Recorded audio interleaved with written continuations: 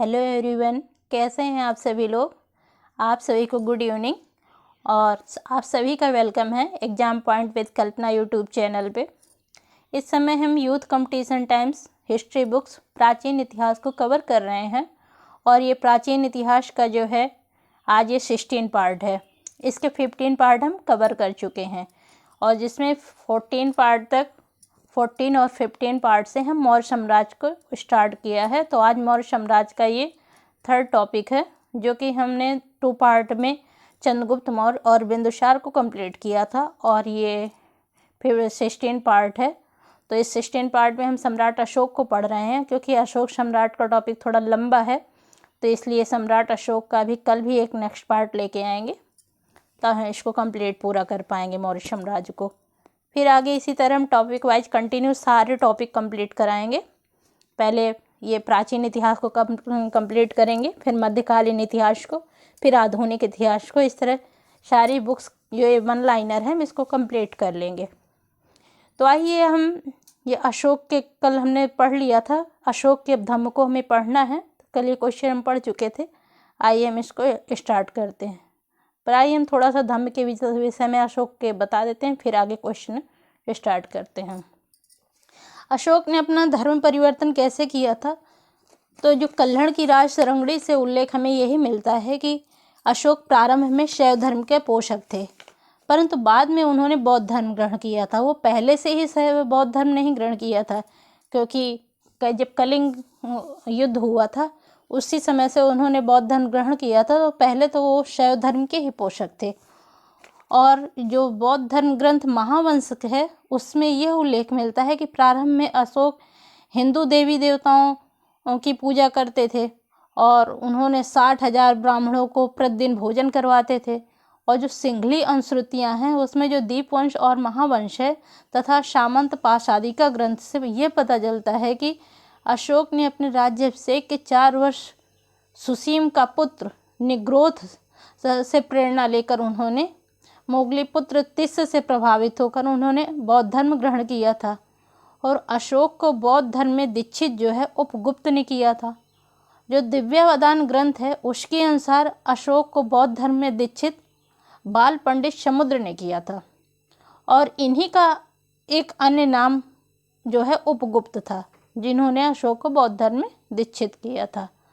तो इसलिए इन्होंने अपना धर्म परिवर्तन कर लिया और क्योंकि ये वो सोचे कि अब हम हिंसा की नीति को त्याग ही देंगे, अब हमें युद्ध नहीं करना, इसी जगह से इन्होंने बौद्ध धर्म को अपना लिया था। क्योंकि बौद्ध धर्म वैसे भी हिंसा की नीति को फॉलो नहीं करता है, वह हिंसा के मार्ग पर चलता है। तब से इन्होंने अपना धर्म परिवर्तन कर लिया। आइए हम अशोक के क्वेश्चनों को कंप्लीट करते हैं। देखिए, अशोक के विश्व इतिहास में प्रसिद्ध का महत्वपूर्ण कारण क्या था? तो अशोक की वही धम्म नीति भाई, इन्होंने बौद्ध धर्म परिवर्तन के अपने धर्म को ही परिवर्तित कर लिया, तो इनकी धम्म नीति का ही महत्वपूर्ण कारण है। अशोक की धम्म नीति की विशद परिभाषा किस बौद्ध ग्रंथ में दी गई है? तो राहुलोवाद शुद्ध तथा सिंगलोवाद शुद्ध दीघनिकाय में दी गई है। अशोक के किस स्तंभ लेख में धम्म की परिभाषा दी गई है? तो दूसरे स्तंभ लेख तथा जो 7वां स्तंभ लेख है इसमें जो है धम्म की परिभाषा दी गई है। अशोक के किस स्तंभ में स्वयं प्रश्न करता है कि यमचु धम्मे, धम्म क्या है? तो दूसरे स्तंभ लेख एवं 7वें स्तंभ लेख में ये स्वयं से प्रश्न करता है कि धम्म क्या है। अशोक किस शिलालेख में धम्म मंगल की जानकारी प्राप्त होती है? तो जो 9वां शिलालेख है उसमें धम्म मंगल की जानकारी प्राप्त होती है। अशोक के किस शिलालेख से धम्म की जानकारी प्राप्त होती है? तो 11वें शिलालेख से भी धम्म दान की जानकारी प्राप्त होती है। यहाँ देखिए धम्म मंगल की जानकारी प्राप्त होती है 9वें शिलालेख से, और यहाँ धम्म दान की जानकारी प्राप्त होती है 11वें शिलालेख में। अशोक के किस शिलालेख में धम्म विजय की चर्चा की गई है? तो 13वें शिलालेख में जो है धम्म विजय की चर्चा की गई है। अशोक की धम्म यात्रा देखिए, अधिकांश इतिहासकारों के अनुसार अशोक ने धम्म यात्रा का क्रम बोधगया, कुशीनगर, लुम्बिनी, कपिलवस्तु, सारनाथ, श्रावस्ती में इस तरह से इनका क्रम था। इस तरह इन्होंने क्रमानुसार यहाँ धम्म की यात्रा की थी। दिव्या अनुसार तथा वी एस स्मिथ के अनुसार अशोक की धम्म यात्रा का क्रम है लुम्बिनी, कपिलवस्तु, बोधगया, सारनाथ, श्रावस्ती, लास्ट में इन्होंने कुशीनगर को बताया है। तो अलग अलग इतिहासों के अलग अलग इतिहासों का क्रमानुसार उन्होंने अपना वर्णन किया है। अशोक ने कितनी रातें धम्म यात्रा में बिताई थी? 256 रातें उन्होंने धम्म यात्रा में बिताई थी। और इसका उल्लेख हमें कहाँ से मिलता है ये भी हम आपको बता दें। तो जो अहरौरा अभिलेख है उसमें यह उल्लेख मिलता है कि अशोक ने 256 रातों बौद्ध धर्म के प्रचार प्रसार में व्यतीत की थी। कितना स्ट्रगल उन्होंने किया था धम्म के लिए। तो इसका अभिलेख में इस उत्कीर्ण या प्रमाणित भी है कि उन्होंने 256 रातों में बौद्ध धर्म में प्रचार प्रसार किया था अहरौरा अभिलेख में। धर्म के प्रचार प्रसार के लिए अशोक ने किन अधिकारियों की नियुक्ति की थी? तो धम्म महामात की नियुक्ति की थी। साम्राज्य के किन उच्च पदाधिकारियों को धर्म के प्रचार प्रसार के लिए अशोक ने लगाया था? तो विष्ट, राजयुक्त, प्रादेशिक तथा युक्त को जो है इन्होंने धर्म के प्रचार प्रसार में लगाया था। धर्म प्रचार के लिए विष्ट, राजयुक्त, प्रादेशिक तथा युक्त नामक पदाधिकारियों की जानकारी किस स्तंभ लेख से प्राप्त होती है? तो तीसरे स्तंभ लेख एवं 7वें स्तंभ लेख से जो है इनकी जानकारी प्राप्त होती है। विष्ट, राजयुक्त, प्रादेशिक तथा युक्त जैसे उच्च पदाधिकारी अपने अपने क्षेत्र का दौरा कितने वर्षों में करते थे? तो प्रति 5वें वर्ष में जो है इसका दौरा करते थे। अशोक द्वारा नियुक्त धम्म महामात्रों का कार्य क्या था? तो विभिन्न धार्मिक संप्रदायों के बीच द्वेष भाव को समाप्त करना तथा धर्म की एकता पर बल देना, यह इन धर्म महामात्रों का कार्य था। अशोक ने बौद्ध धर्म के प्रचार प्रसार हेतु दूत भेजे थे।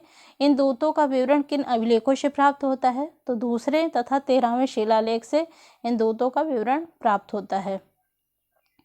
अशोक के दूसरे तथा 13वें शिलालेख में किन दक्षिणी भारत के राज्यों का विवरण मिलता है? तो चोल, पांड्य, शातयपुत्र, केरलपुत्र तथा ताम्रपर्णी जो कि लंका में है, इनसे जो है दक्षिण भारत के राज्यों का विवरण मिलता है। आगे देखिए, अशोक ने 13वें शिलालेख में किन 5 यवन राज्यों का उल्लेख मिलता है जहां उन्होंने धर्म प्रचारक भेजे थे? तो सीरिया, मिस्र, मैसेडोनिया, मग, शिरीन।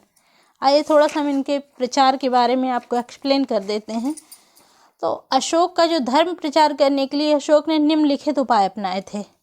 तो अपने राज्य में 84,000 स्तूपों का निर्माण करवाया था उन्होंने। और अपने राज्य से के 12वें वर्ष ये जो प्रादेशिक युक्त राज्यों को यह आदेश दिया था कि वह प्रति 5वें वर्ष राज्य का दौरा करें और धर्म का प्रचार करें।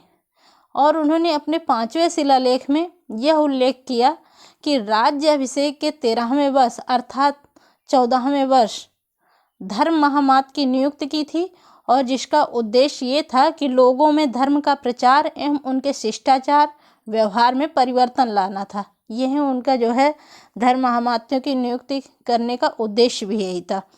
तो अशोक के समय जब तीसरी बौद्ध संगीत का आयोजन किया था, तो इसी समय अशोक ने विभिन्न क्षेत्रों में धर्म प्रचारक भेजे थे और उनकी सूची भी है। बौद्ध ग्रंथ महावंश, जो बौद्ध ग्रंथ महावंश है, उससे इसकी जानकारी भी मिलती है।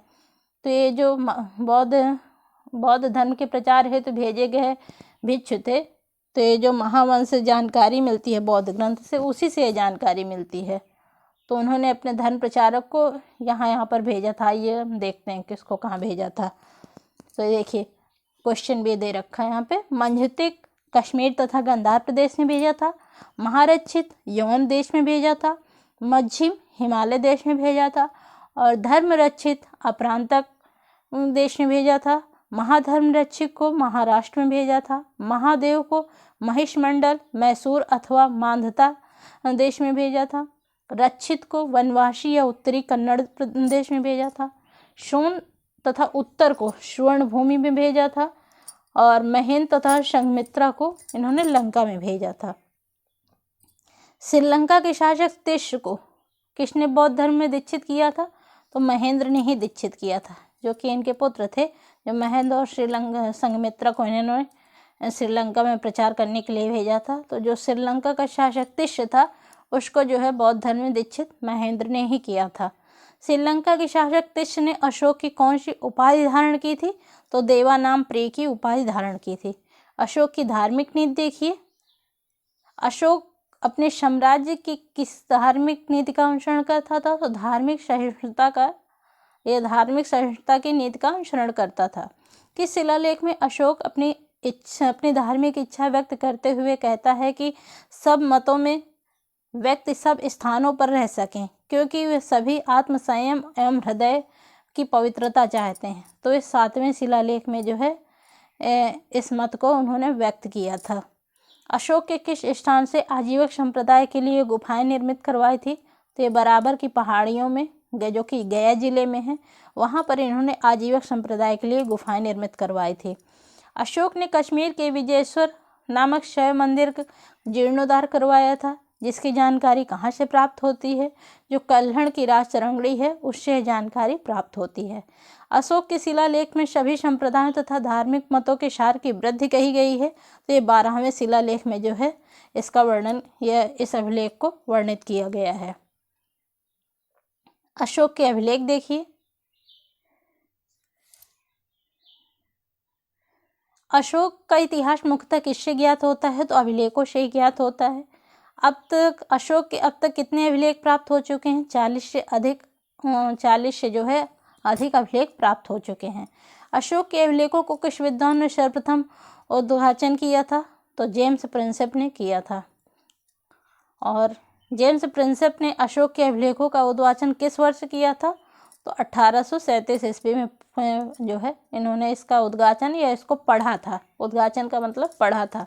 और इसकी खोज जो है 1750 में टिफेंथलर ने की थी और पढ़ा इनको जो है 1837 में जेम्स प्रिंसेप ने था। अशोक के अभिलेखों का वर्गीकरण कितने भागों में किया गया है? तो शिलालेख, स्तंभलेख और 3 गुहालेख में जो है इनके भागों का वर्गीकरण किया गया है। आगे देखिए इनके बृहद शिलालेख देखिए, कहाँ से प्राप्त हुए हैं, कौन इनकी खोज करता है और किस वर्ष इनको खोजा गया है। तो शाहबाजगढ़ी पेशावर पाकिस्तान में है। इसकी खोज जो है जनरल कोर्ट ने 1836 में की थी। मानशेहरा जो कि हजारा पाकिस्तान में है, जो इसकी खोज कनिंघम ने की थी 1889 में।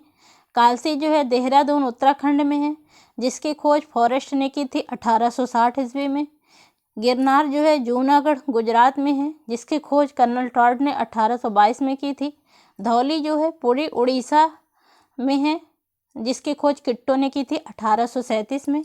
जौगढ़ जिसे समापा भी कहते हैं, यह गंजाम उड़ीसा में स्थित है।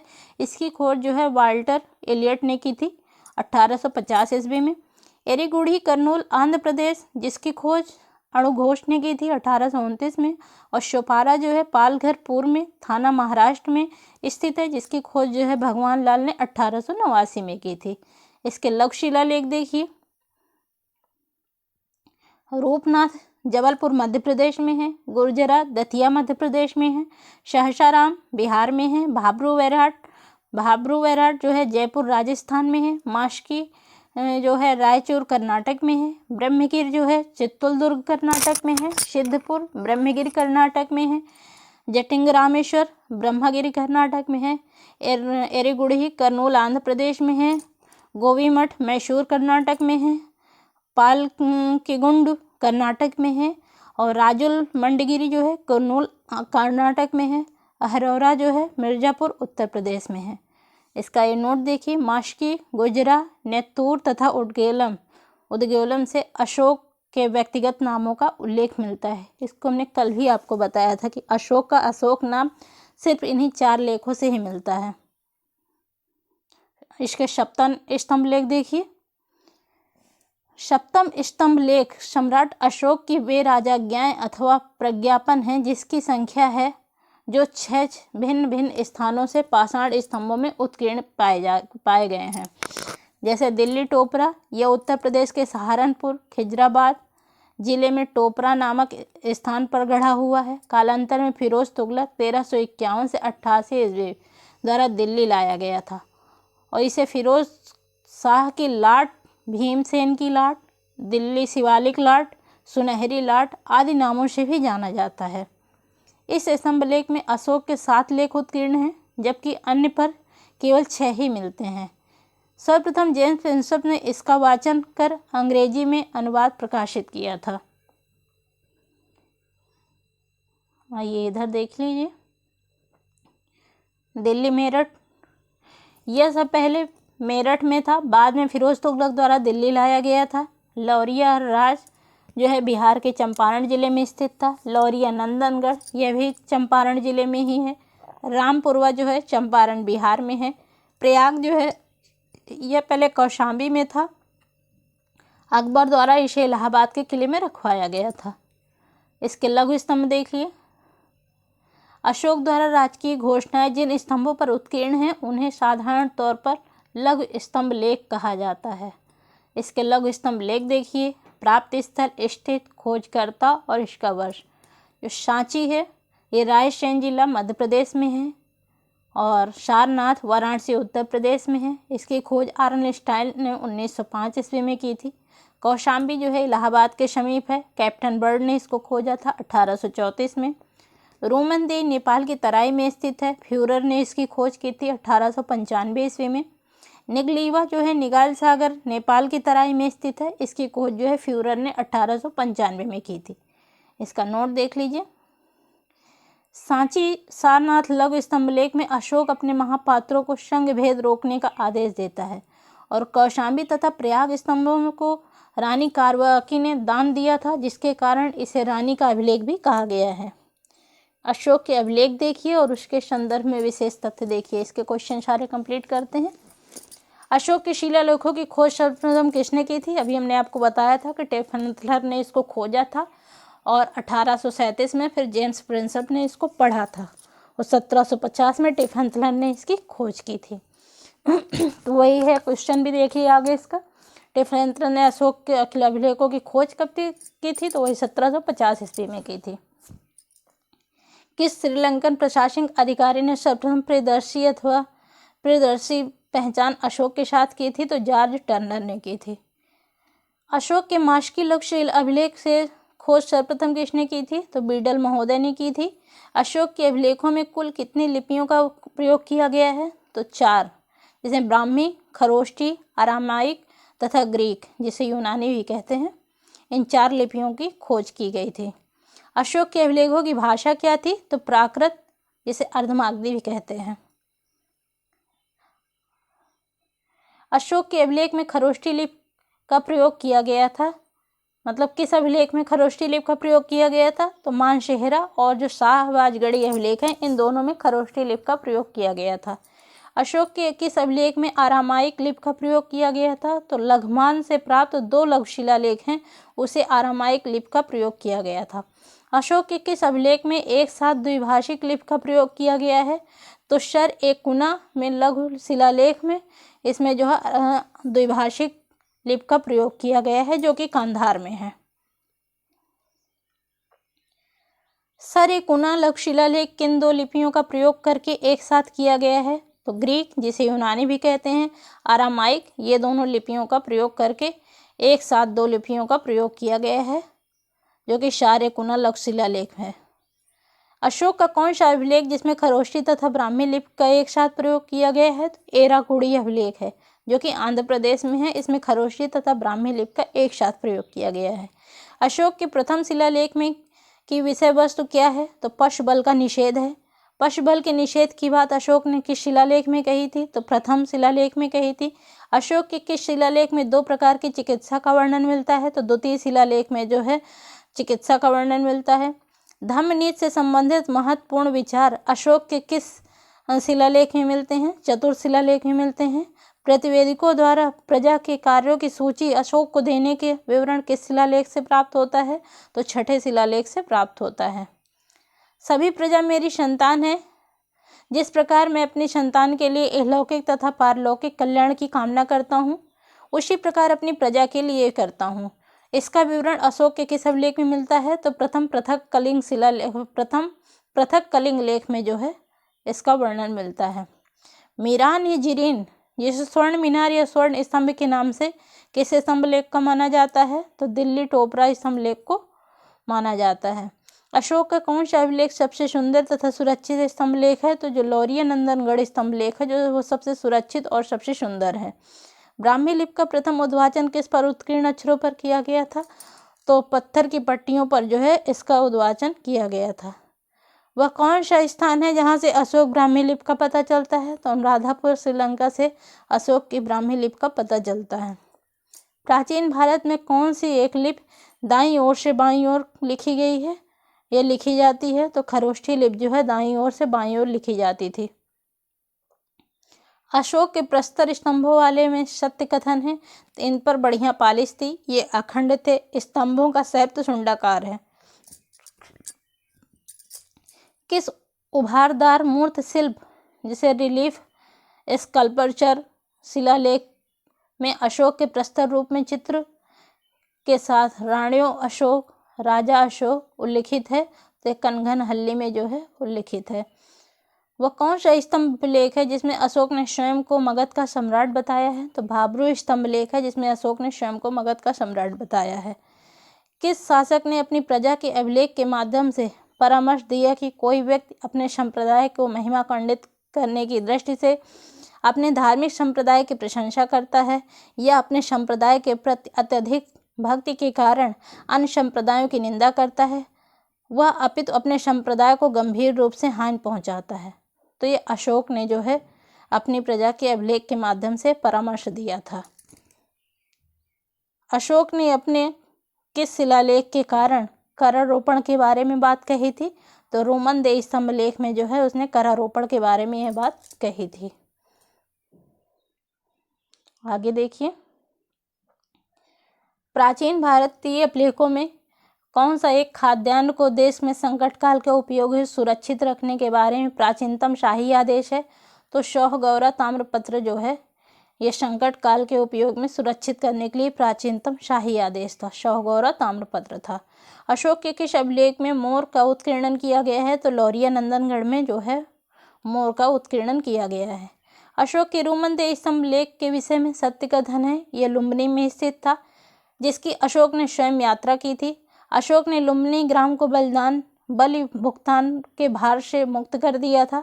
उसमें वहाँ के भूराजस्व को घटाकर उपज का 1/8 भाग कर दिया था और ग्राम से प्राप्त कर की कमी लाने के संबंध में भी ये रोमन देह अभिलेख स्तंभ लेख जो है ये सारी चीज़ें वहाँ के बारे में सत्य कथन थे। अशोक के किस शिलालेख में धर्म विजय की जानकारी प्राप्त होती है? तो 13वां शिलालेख में धर्म विजय की जानकारी प्राप्त होती है। अशोक के 14वां शिलालेख की श्रृंखला में अनियंत्र प्राप्त संस्करणों के किस शिलालेख को स्थान न देकर उनके स्थान पर धौली और जौगढ़ से प्राप्त कलिंग के पृथक शिलालेखों का उत्कीर्णन किया गया है? तो ये जो है 11वां शिलालेख, फिर 12वां शिलालेख और 13वां शिलालेख में जो है कलिंग के पृथक शिलालेखों का वर्णन किया गया है। अशोक के किस अभिलेख में कलिंग युद्ध का उल्लेख किया गया है? तो शाहबाजगढ़ी शिल्प राजाज्ञा में जो है कलिंग युद्ध का उल्लेख किया गया है।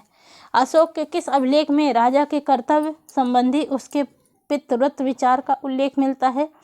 तो प्रथम पृथक कलिंग अभिलेख में जो है राजा के कर्तव्य संबंधी उसके पितृवत विचार का उल्लेख मिलता है। अशोक के किस शिलालेख में युद्ध और अहिंसा के कारण जनित उसके अंतर्मन की व्यथा प्रकट होती है? तो धौली और जौगढ़ से जो है उसके अंतर्मन की व्यथा प्रकट होती है। अशोक के किस अभिलेख में धार्मिक सहिष्णुता के सिद्धांत का प्रतिपादन किया गया है? तो 12वें शिलालेख में जो है धार्मिक सहिष्णुता के सिद्धांत का प्रतिपादन किया गया है। अशोक ने अपने किस शिलालेख में 8वीं जातियों का उल्लेख किया है? तो 13वें शिलालेख में जो 8वीं जातियों का उल्लेख किया है। किस स्थान से अशोक के वृषभ शीर्ष वाला स्तंभ प्राप्त हुआ है? तो रामपुरवा से जो है वृषभ शीर्ष वाला स्तंभ प्राप्त हुआ है। बुद्ध धम्म एवं संघ के प्रति अशोक की प्रगाढ़ आस्था का उल्लेख किस अभिलेख से किया गया है? तो भाब्रू लघु शिलालेख से जो है इसका उल्लेख किया गया है। बुद्ध धम्म एवं संघ के प्रति अशोक की प्रगाढ़ आस्था का उल्लेख। अशोक के सारनाथ सिंह शीर्ष स्तंभ के फलक के पारदर्शित पशुओं का क्रम क्या है? तो इसका क्रम है अश्व, सिंह, हाथी, वृक्ष जो है इसका पशुओं का शीर्ष क्रम है, क्रमानुसार है। किस अभिलेख में चंद्रगुप्त मौर्य और अशोक दोनों का नाम उल्लेख मिलता है। तो रुद्रदामन और जूनागढ़ जो है, इन दोनों का नाम उल्लेख रुद्रदामन के जूनागढ़ अभिलेख से मिलता है, जो कि शक शासक थे रुद्रदामन। किस स्रोतों से विदित होता है कि कलिंग में अशोक ने घमासान युद्ध किया था? तो जो अशोक का 13वां शिलालेख है, इसी से कलिंग युद्ध के विषय में जानकारी हमें मिलती है। कलिंग युद्ध में घमासान युद्ध किया था, इसके विषय में जानकारी हमें मिलती है। मौर्य शासक अशोक ने किस स्तंभ अभिलेखों में शीर्ष सिंह का है? तो सारनाथ, सांची, कोलुहा और लौरिया नंदनगढ़। इसका जो स्तंभ अभिलेखों में, इसमें शीर्ष में सिंह है। अशोक का कौन सा अभिलेख धम्म का विवरण तथा सारांश प्रस्तुत करता है? तो 11वां शिलालेख जो है धम्म का विवरण तथा सारांश जो है प्रस्तुत करता है। अशोक के किस अभिलेख में ईशला नामक नगर का उल्लेख किया गया है? तो जो सिद्धपुर अभिलेख है, इस अभिलेख में ईशला नामक नगर का उल्लेख किया गया है। आगे देखिए, एक क्वेश्चन वाइज है, तो इसमें हम क्या ज़्यादा एक्सप्लेन करें, एक क्विक रिवीजन की तरह ही आपके सारे क्वेश्चन रिपीटेड हो जाएंगे, क्योंकि रिपीटेड क्वेश्चन ही है, ये ऑल एग्जाम में आए हुए क्वेश्चन हैं, पर एक क्विक रिवीजन की तरह आपका भी रिवीजन हो जाएगा। इसलिए आप इसको एक बार पूरा देख लीजिए, एक बार देखिए, 2 बार देखिए, तो सारे क्वेश्चन आपको बिल्कुल क्लियर हो जाएंगे। मौर्य काल में अकाल के समय किए जाने वाले राहत कार्यों के संबंध में जानकारी किस अभिलेख से प्राप्त होती है? तो जो शोहगौरा का ताम्रपत्र अभिलेख है, ये गोरखपुर में है, महास्थान है, गोरखपुर में है। और महास्थान अभिलेख जो कि बोगरा जिला बांग्लादेश में है, यहाँ से जो है अकाल के समय जो राहत कार्य देते थे, तो इन अभिलेखों से इनकी जानकारी मिलती है, शोहगौरा ताम्रपत्र लेख और महास्थान अभिलेख से। शोहगौरा गोरखपुर में है और महास्थान अभिलेख बोगरा जिला बांग्लादेश में है। अशोक के जीवों का वध निषिद्ध की सूची किस स्तंभलेख से मिलती है? तो 5वें स्तंभलेख से जो है अशोक के जीवों की वध की निषिद्ध सूची प्राप्त होती है। अशोक ने अपने राज्याभिषेक के कितने वर्ष बाद राजकों को न्यायिक तथा दंडात्मक अधिकार सौंपे थे? जो पहले मूलतः राजस्व अधिकारी थे, तो 26वें वर्ष। चतुर्थ स्तंभलेख में इसकी जानकारी भी मिलती है। किस अभिलेख में चंद्रगुप्त मौर्य और अशोक के नामों का विवरण है? तो अभी हमने बताया, शक शासक महाक्षत्रप रुद्रदामन का जो जूनागढ़ अभिलेख है, इससे चंद्रगुप्त मौर्य अशोक दोनों के नामों का उल्लेख मिलता है। किस अभिलेख में अशोक के अभिलेख को पाया गया है? तो महाक्षत्रप रुद्रदामन के जूनागढ़ अभिलेख में। क्वेश्चन वही है एग्जाम हाल में, कभी चंद्रगुप्त मौर्य अशोक दोनों का नाम पूछ लिया गया है, कभी अशोक का पूछ लिया गया है। केवल क्वेश्चन घुमाने के तरीके हैं ये सब, पर आपको क्लियर होना चाहिए, कैसे भी क्वेश्चन आए हमको राइट आंसर पर पहुंचना है। अशोक के किस अभिलेख से यह संकेत मिलता है कि उसने मृत्युदंड समाप्त नहीं किया था? तो चतुर्थ स्तंभलेख से यह संकेत मिलता है कि उसने मृत्युदंड समाप्त नहीं किया था। आगे इसके स्तूप देखिए। सांची स्तूप का निर्माण किस शासक ने करवाया था? तो यह अशोक शासक ने करवाया था, जो कि मध्य प्रदेश में है। किस स्तूप को सर्वश्रेष्ठ स्तूप माना जाता है? तो इस सांची का स्तूप भी सर्वश्रेष्ठ माना जाता है। बौद्ध परंपरा के अनुसार अशोक ने कितने हजार स्तूपों का निर्माण करवाया था? तो 84,000 स्तूपों का निर्माण करवाया था। अभी हमने आपको पहले भी बता चुके हैं, इसके बारे में जो एक्सप्लेन किया था। किस स्थल से स्थित स्तूप अवशेषों से अशोक की पाषाण पर उद्घृत प्रतिमा का नाम के साथ प्राप्त हुई है? तो कनगनहल्ली से प्राप्त हुई है। सारनाथ के धमेक स्तूप का निर्माण किस शासक ने किया था? अशोक शासक ने किया था। काकना बौद्ध महाविहार कहाँ स्थित है? सांची में स्थित है। सांची के सबसे बड़े स्तूप, जिसे स्तूप संख्या 1 अथवा महास्तूप कहा गया है, इसका आंतरिक भाग ईंटों द्वारा निर्मित है। किसके काल में बना था? तो अशोक के काल में बना था। सारनाथ स्तंभ का निर्माण किसने करवाया था? तो सम्राट अशोक ने ही करवाया था। इसके गुहा लेख देखिए। अशोक ने बराबर पहाड़ियों को आजीविकों के निवास के लिए कितनी गुफाओं का निर्माण कराया था? और 3 गुफाओं का निर्माण कराया था। कर्ण चौपड़ गुफा, सुदामा गुफा, विश्व झोपड़ी गुफा। बराबर की गुफाओं के संदर्भ में सत्य कथन है, तो बराबर की पहाड़ी में कुल 4 गुफाएं थी, जिसमें 3 गुफाओं की दीवार पर अशोक के अभिलेख उत्कीर्ण हैं, और ये अभिलेख इन गुफाओं को आजीविकों को समर्पित होने का उल्लेख भी करते हैं। मौर्यकालीन प्रशासन देखिए। अशोक के अभिलेखों से हमें निम्नलिखित प्रांतों के नाम ज्ञात होते हैं।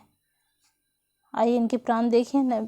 फर्स्ट, उदीच जिसे उत्तरापथ कहते हैं, इस प्रांत की राजधानी तक्षशिला थी। आगे देखिए।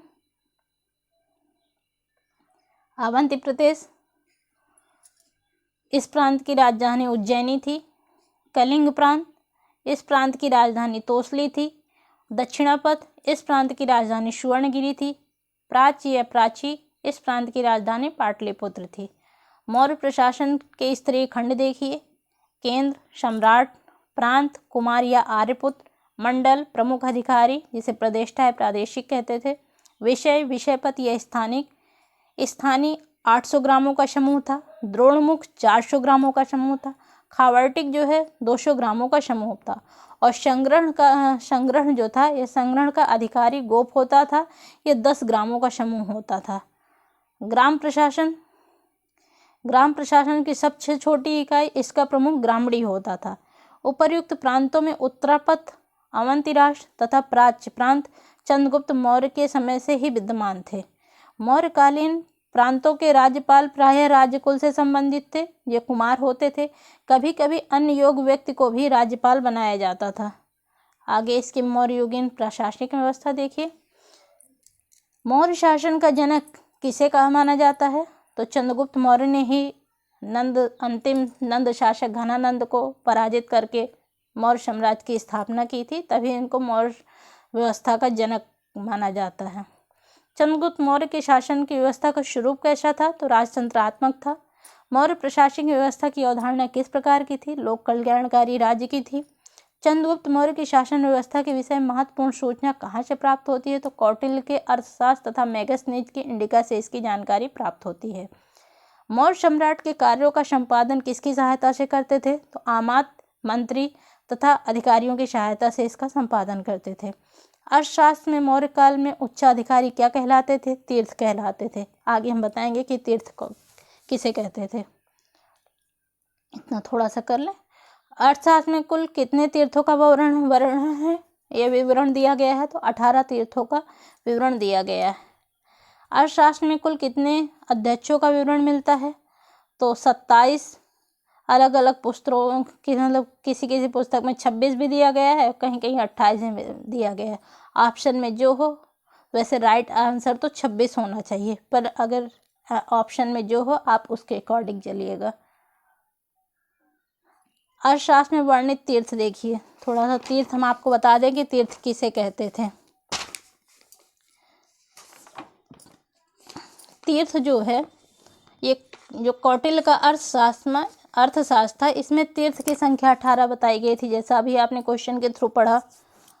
और ये एक केंद्रीय अधिकारी होते थे, जिसमें मंत्री और मंत्रिपरिषद दोनों शामिल होते थे। इसे जो है अर्थशास्त्र में जो है इस तीर्थ नाम से इनको, मतलब केंद्रीय जो अधिकारी के तौर पर थे, उनको तीर्थ नाम से वर्णित किया गया है। तो ये इनकी संख्या जो है 18 थी कुल। आइए हम इनको देखते हैं, कौन से तीर्थ जो है कौन सा कार्य देखते थे, जो कौन से जो मंत्री थे वो कौन सा कार्य देखते थे। इधर तीर्थ देखिए और इधर जो है संबंधित विभाग देखिए, कौन से मंत्री के पास कौन सा विभाग था या कौन से तीर्थ के पास कौन सा विभाग था। ठीक है, एक जैसे आज की डेट में केंद्रीय मंत्री नहीं होते, उसी तरह उस समय पे तीर्थ थे। तो मंत्री जिसे पुरोहित कहते थे, ये प्रमुख धर्माधिकारी तथा प्रधानमंत्री थे। समाहर्ता राजस्व विभाग का प्रधान अधिकारी था। सन्निधाता राजकीय कोषाध्यक्ष थे। और सेनापति जो है युद्ध विभाग के मंत्री थे। युवराज जो है राजा का उत्तराधिकारी था। प्रदेष्टा जो है फौजदारी न्यायालय का न्यायाधीश था। नायक जो है सेना का संचालक था। कर्मांतिक जो है देश के उद्योग धंधों का प्रधान निरीक्षक था। व्यवहारिक जो है दीवानी न्यायालय का न्यायाधीश था। मंत्री परिषदाध्यक्ष जो है मंत्री परिषद का अध्यक्ष था। दंडपाल जो है सेना की सामग्री जुटाने वाला प्रधान निरीक्षक था। अंतपाल जो है सीमावर्ती दुर्गों का रक्षक था। दुर्गपाल जो है देश के भीतर दुर्गों का प्रबंधक था। और नागरिक जो है नगर का प्रमुख अधिकारी था। प्रशासता राजकीय कागजातों को सुरक्षित रखने वाला तथा आज्ञाओं को लिपिबद्ध कराने वाला प्रधान अधिकारी था। द्विवार्षिक जो है ये राजमहलों की देखरेख करने वाला अधिकारी था। अंतर्वार्षिक जो है सम्राट के अंगरक्षक सेना का प्रधान था। आठविक जो है वन विभाग का प्रधान अधिकारी था। तो ये कुल जो है 18 तीर्थ थे या 18 केंद्रीय मंत्री थे जो है इनके अलग अलग सभी के कार्य थे जो कि अर्थशास्त्र में वर्णित हैं। अब अर्थशास्त्र में वर्णित अध्यक्ष देख लीजिए, इनसे भी संबंधित इनके विभाग थे और इधर ये अध्यक्ष थे। जो पढ़नाध्यक्ष थे वह व्यापार वाणिज्य के अध्यक्ष थे। सुराध्यक्ष शराब व मदिरा के अध्यक्ष था। शूनाध्यक्ष बूचड़ खाने का अध्यक्ष था। गणिकाध्यक्ष वैश्याओं का निरीक्षक था।